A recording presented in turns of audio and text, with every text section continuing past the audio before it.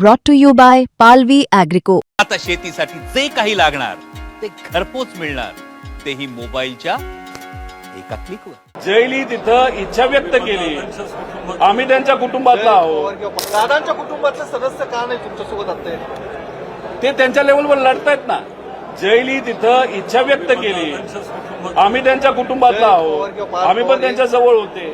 त्यानंतर सुनित्रा काकींनी सीबीआयकडे एन्क्वायरी देण्यात यावी असंही तिथं पत्र दिलेलं आहे. पण हे सगळं होत असताना ज्या त्रुटी आहे, जसं एफआयआर होणं महत्वाचं आहे, एन्क्वायरीमध्ये बऱ्याच काही गोष्टी आम्हाला जाणवत आहे. डीजीसीए कडनं सुद्धा काही लोकांना वाचवलं जातंय. हे जेव्हा आम्हाला कळालं, आम्ही आता प्रेस कॉन्फरन्सच्या माध्यमातून फक्त लोकांची जी इच्छा आहे की आम्हाला कळलं पाहिजे हे आम्ही त्या ठिकाणी दाखवत आहोत.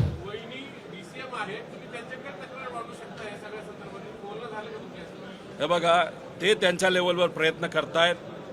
मला अजूनपर्यंत कुणीही, मी माझ्या वतीने देशाचे होम मिनिस्टरला कागद दिलेत, प्रधानमंत्री साहेबांच्या कार्यालयामध्ये आम्ही कागद दिलेत, जे एव्हिएशन मंत्रालय त्यांना दिले आहेत, डीजीसीएला दिलेलं आहे आणि सोशल मीडियाच्या माध्यमातून आम्ही सीएमओला पण दिलेत. सीएमओ जेव्हा वेळ देतील, ते उद्या देतात असं आम्हाला कळतं, तेव्हा त्यांना सुद्धा कागद देऊ. आता हे आम्ही स्व इच्छेने त्या ठिकाणी दिलेलं आहे. याबद्दलची चर्चा सुद्धा तिथं झालेली आहे. आता याच्या पुढं माझं एकही मत आहे आणि तुम्ही रेकॉर्ड करा, याच्या पुढचा लढा हा लोक लढतील, सगळे लढतील. जर त्यांच्या पक्षातून, त्यांच्या परिवारातून जर मला कोणी आलं आणि म्हणलं की जे जे आहे ते आम्हाला दे, आम्ही लढायला तयार आहे. मी सगळे कागद त्यांना द्यायला तयार आहे. त्यांनी लढावं, पण लढलं पाहिजे एवढंच आमचं मत आहे. आणि दादांना न्याय मिळाला पाहिजे, त्यासाठी जो जो कुणी भूमिका घेतोय, अमोल मिटकरी त्यांच्या बाजूनी भूमिका घेत आहेत. त्यानंतर तिथं काल एक नायकवडे नावाचे आले होते, ते भूमिका घेत आहेत. ठोंबरेताई तिथं भूमिका घेत आहेत. बाबा पाटील तिथं भूमिका घेत आहेत. बाकी इतरही भूमिका घेत आहेत. तिथं जयली सुद्धा सोशल मीडियाच्या माध्यमातून तिथं व्यक्त झाला आहे की ब्लॅक बॉक्सच्या बाबतीत काहीतरी आम्हाला शंका वाटते आणि त्याच्याच बरोबर जे विमान आहे व्हीएसआर चालवणारं कंपनी, त्याच्यावर आम्हाला शंका आहे व्हीएसआर कंपनी बंद झाली पाहिजे, असं जय सुद्धा त्या ठिकाणी बोललाय आमचं प्रेझेंटेशन झाल्यानंतर. त्यामुळे ज्याला कोणाला पुढे घेऊन आणि काकींनी सीबीआय एन्क्वायरी मागितलेली आहे. त्यामुळे आपापल्या लेवलला लढलं पाहिजे, पण न्याय मिळाला पाहिजे एवढी आमची भूमिका.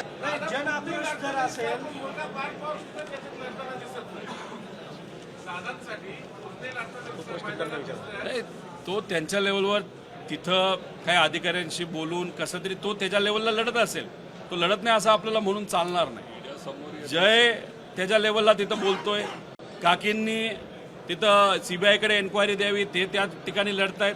त्यामुळे सगळेच त्यांच्या त्यांच्या परीने तिथं लढतायत. फक्त विषय एवढाच आहे, हे मंद गतीने दादांचं इन्व्हेस्टिगेशन चाललंय एवढं आमचं मत आहे. त्यांच्यावरती काही दबाव आहे का, किंवा ते उघडपणे बोलू शकत नाही असं काय वाटतं का तुम्हाला? याबद्दलची चर्चा कुठेही झालेली नाही. ते अजितदादांचे कुटुंबीय आहेत. जसं आम्ही कोणाला घाबरत नाही तसेच ते असावेत आणि ते आहेत. त्यामुळे ते मला वाटतं, मला वाटत नाही त्यांचा दबाव आहे. ते त्यांच्या लेवलनी त्या ठिकाणी प्रयत्न करत आहेत आणि आम्ही आमच्या लेवलनी प्रयत्न करत आहोत.